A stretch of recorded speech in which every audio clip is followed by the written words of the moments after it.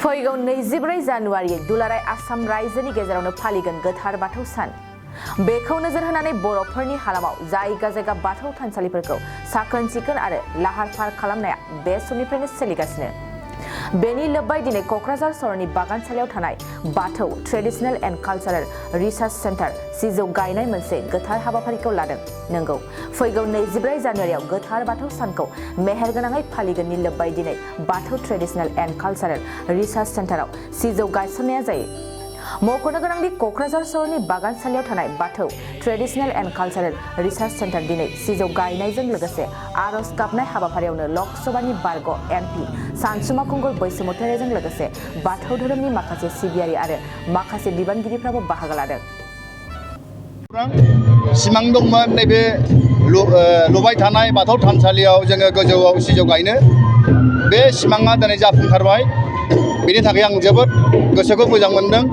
लोगोसे जों नैबे सिजौ गायनायाव जोंनि बाथौ सिबियारिफ्रा ग्रोम ग्रोम ज' फैनानै मदद होफैनायनि थाखाय आङो जोबोद मोजां मोनदों आरो।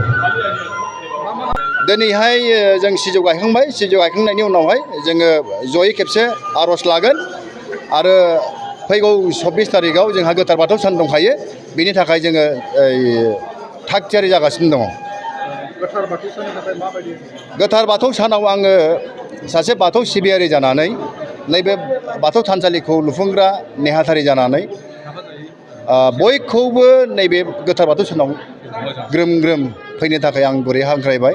जाहाथे बर' हिसाबै गावनि गोसोआव मा सानदों बे आलदा खोथा, थेवबाबो गावनि न'खराव मा फुजियो बे आलदा खोथा, थेवबाबो जोंनि बर' हारिनि मोनसे बाथौ धोरोमनि नामाव बन्द मोननायाव जोंजों ज' मदद होफैयो। बेखौनो आङो साफ्रोमबो बर' रायजो राजाखौ हांख्रायो आरो खावलायनाय जायो।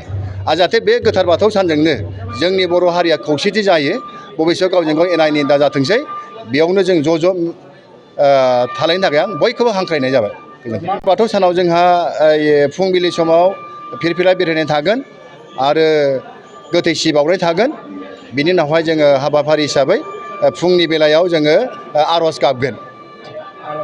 आलासि हिसाबै जोङो बिटिसिनि सरकारिनो मानगोनां सेक्रेटारि नरेन चन्द्र बसुमतारी आरो क'क्राझार गार्लस कलेजनि प्रिन्सिपाल डक्टर आदाराम बसुमतारी बिथांमोनखौ जों हांख्रायदों। बिथांमोना फैगोन। नोंथाङा सानाय सुनाय बेरामनि जेंनायाव गोग्लैदों नामा? जुदि नोंथाङा सानाय सुनाय दंब्ला जिंगासिनांगौ गैया। चिरां जिल्लानि बेंटल गेट साफागुरियाव दायो एसआइ निउर' थेरापि सेन्टार दंसै। बे थेरापि सेन्टाराव नोंथाङा गोरलैयैनो देहानि सानाय सुनायखौ फाहामथाय लानो हागोन।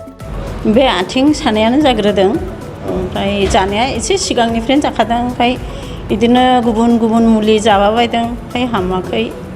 दिनैनि ट्रिटमेन्टआ नङा, आङो एसे मोजां मोनसिनबाय। जेरै सिं सानाय, आफादावरि सानाय, मोदोम जरा सानाय, आइजोफोरनि जेंना, खर' सानाय बायदि बेरामखौ फाहामनाय जायो। लोगोसेयैनो बे सेन्टाराव थानानै फाहामथाय लानो हानायनिबो सुबिदा खालामदों। नोंथांमोनहा एसआइ निउर' थेरापि सेन्टाराव फाहामथाय लानो गोसो दंब्ला नैबे मबाइल नम्बर 7620160459 नङाब्ला 9476977956 आव थोंजों सुलाद लानो हागोन।